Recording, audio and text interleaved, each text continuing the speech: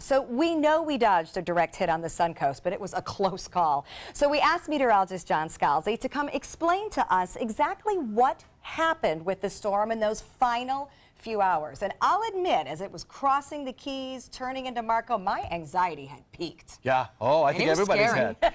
Because by that time, the storm had moved from a track that seemed to be going up the east coast of the state to the west coast as it moved closer and closer to Florida. You know, looking back over this, I think there's a lot of things that created anxiety. One was, as it moved through the Leeward Islands, it was the strongest storm on record ever to hit the Leeward Islands. Yeah. Then as it carried on toward Cuba, it broke all kinds of records. You know, the longest term for a 185-mile-an-hour storm, the strongest storm in the Atlantic, the storm with the highest accumulated energy, exceeding all of the entire hurricane season combined in one storm.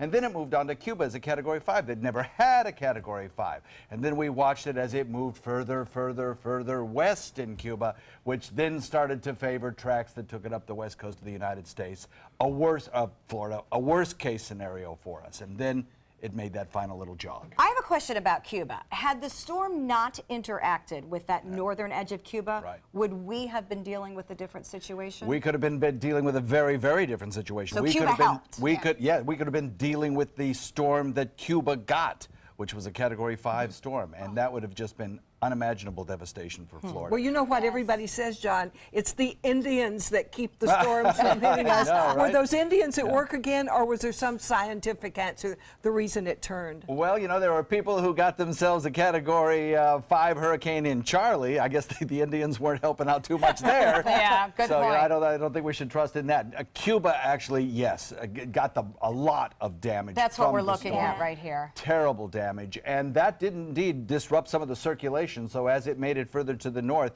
it made landfall in Marco Island as a much lesser storm.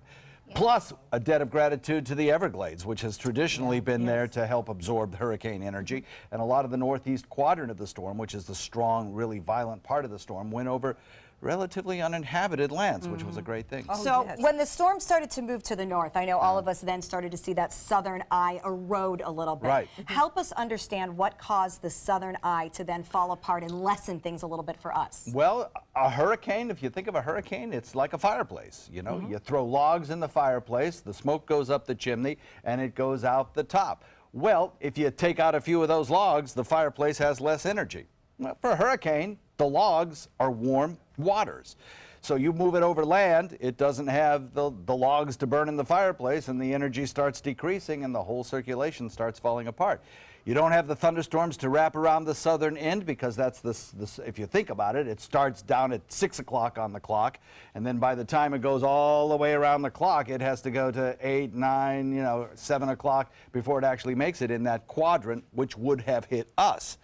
So by the time those thunderstorms go all the way around the eye of the hurricane, they start to lessen in intensity if they don't have the warm, moist waters to support them. So were you more hopeful once you saw it move into Marco and Naples and Collier County that we would be able to see a lesser hurricane here on the Suncoast? Honestly, I was hopeful before that when I started to see a little bit of a wobble as it exited the Keys. The Keys also, horrible Yes, damage they there, got a terrible good damage. brunt of it. But they did indeed help disrupt the flow as well. But just as it moved to the north of Big Pine Island Key and started moving out over those warmer waters of the northern, of the southern tip of the state, we saw that little jog there. We saw a little wobble even before that jog. And when you see that wobble, you know that something's going on in the structure of the hurricane. Is it a hurricane eye wall replacement cycle? Possibly. Is it a change in the track? Possibly.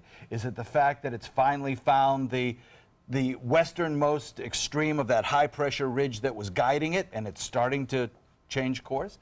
And indeed it was starting to change course. I know that you mentioned like the water, the warm water is kind of like the log. And this storm seemed to hug the coast of several areas where it was getting a bit of the water and a bit of the land.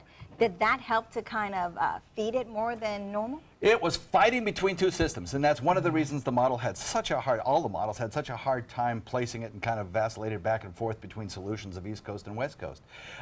It was fighting between a trough of low pressure sinking southward, which was creating kind of a little weakness in the big Bermuda high that we always talk about, that system was riding along the edge of. So as it had chipped away at the westernmost extent of that high-pressure ridge, it provided the freeway for it to travel north. And exactly where that freeway was going to be built depended on the strength of that It took its high-pressure time. ridge. That was a lot of watching before it happened. I hate to even mention this. I know everybody is just emotionally exhausted from the week, but we are still in the peak of hurricane season. We are. I know Jose's not a factor for us, but I've seen a couple circles way out in the Atlantic of things people are watching. Tell us what we do need to be aware of for the next few weeks. I think you just said it. We have a lot of hurricane season to go through. And October can be a busy month. September can be a busy month here in the Gulf waters. The focus will start to shift more toward the Caribbean and the Gulf as opposed to Atlantic storms as we end up the hurricane season. So there's still plenty of time out there for us to know. Please don't say that. to see more Counting on storms. you, John. Yes, I don't think I could take it. We're going to take this weekend off for hurricanes. Can we at least say that? Let's do Let's that. take this Let's do weekend that. off because we are so ready for a break. So I agree. we cannot thank you enough. Your calming voice, your everybody. knowledge. We were Everybody. glued to it during the storm. And I think a big thank you is in order, I think, for two people in particular. One is those people who heeded the evacuation orders, who listened to emergency management, who got out when they were told to, and you should do it next time as well, even though we didn't get the brunt of the storm this time. You just never know. And also the people who are going to donate their money now to those folks who really did get that Category 5, you know. And the thousands working to get us all back on track because yes. we're Bless them still all. working on it. Bless All them right, all. John, thank you so much.